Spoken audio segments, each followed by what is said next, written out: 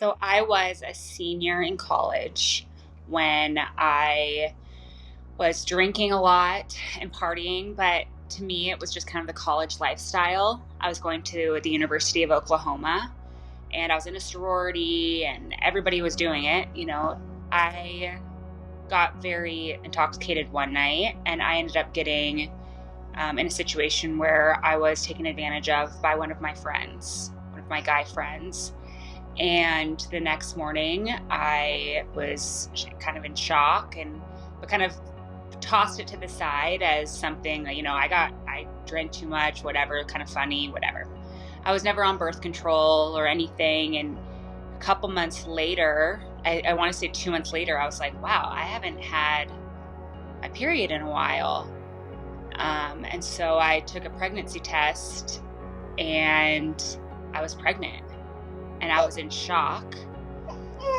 I had already had an abortion when I was 15 years old, and I had been wrestling with that guilt for years and years and years.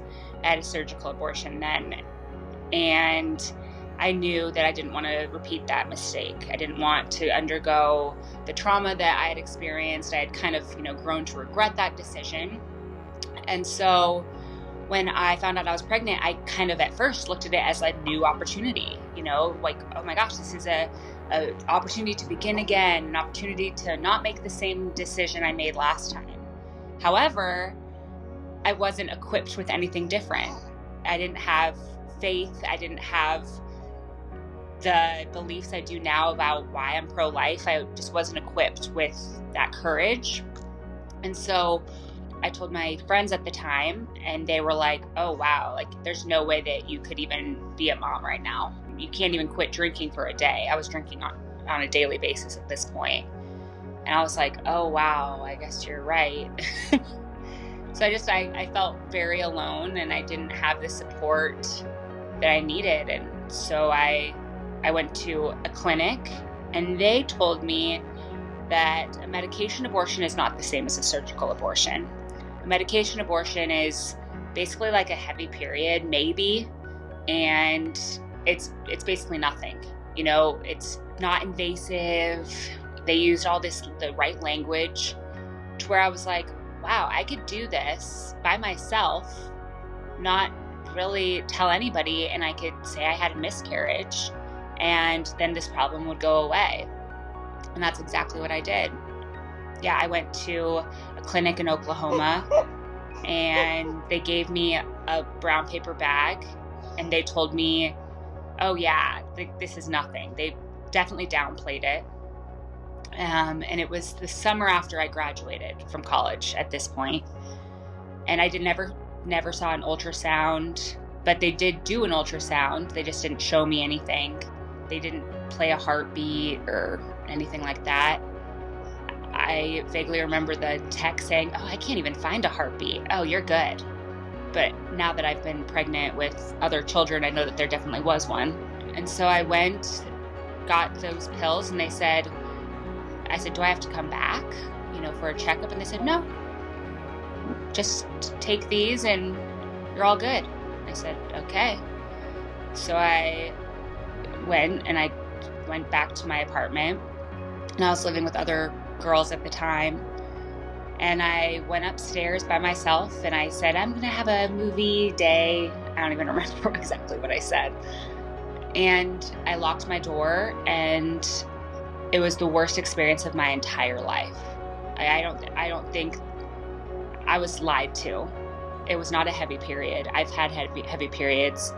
It was not a heavy period. It was a horrendous labor experience by myself over a toilet in my bathroom. And I was by myself crying, and I didn't know why I was crying. I didn't know if I was crying because I was sad or if I was crying because I was in pain. There was so much blood. And the next day I told my friends at the time, I said, I think I had a miscarriage. And they're like, oh, that was good. Oh, that was God's way of telling you that you weren't ready anyway. And I'll never forget that response. And I never spoke about it again. And fast forward to when I was in labor with my first daughter, I got married and I had gone to a retreat, like a healing retreat. So I was coming to terms with my experience with the abortion industry. And I got pregnant. And when I went into labor, the first thing I thought about was that I had experienced those pains before.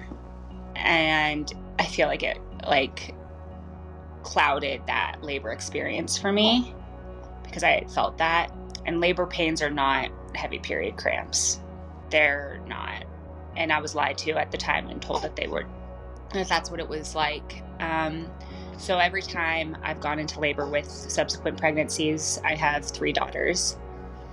Every time I've gone into labor, that's the first thing I think about. My body remembers going through it in a completely different circumstance, in a circumstance where I was not safe in a hospital awaiting the birth of a daughter next to my husband, but I was alone in my college bathroom, listening to the kids outside at the apartment pool, and I was by myself, keeping this horrendous secret that would go on to haunt me for years and years and years and years. And I never went back to the clinic. They never asked me how I was doing. They didn't send a postcard to see if I was okay. For all I know, I could have not completed the abortion. So many things could have happened. And again, I know that because I've had pregnancies since then. And I know that that's not safe. It's not normal. It's demonic, and they shrug it off as if it's nothing when it was definitely something. And I flushed my unborn child down the toilet, and I'll never recover from that. Over the next year, I started drinking heavily, drinking every single day. And then I turned to drugs once the drinking stopped working. And once those stopped working, I almost took my own life. And it was because I was constantly searching for that void to be filled. And I didn't realize that I had quite literally flushed that void down the toilet. I had flushed it down the toilet. I was made for that, to be a mother to that child. And that the rest of that year and subsequently, like my entire life, I've always been searching for something to fill that. I've been sober for 9 years now. And it wasn't until I had gone into treatment that I realized that a lot of women that have substance abuse disorders like I did and mental health issues like I did had had abortions in their past. And a lot of them described the same feelings that I felt. The difference is that a lot of them said that it was still the best decision for them and it was like a necessary suffering or however they put it. But to me, I couldn't shake the feeling that I didn't have to do that. I didn't have to take those pills or end up where I had ended up.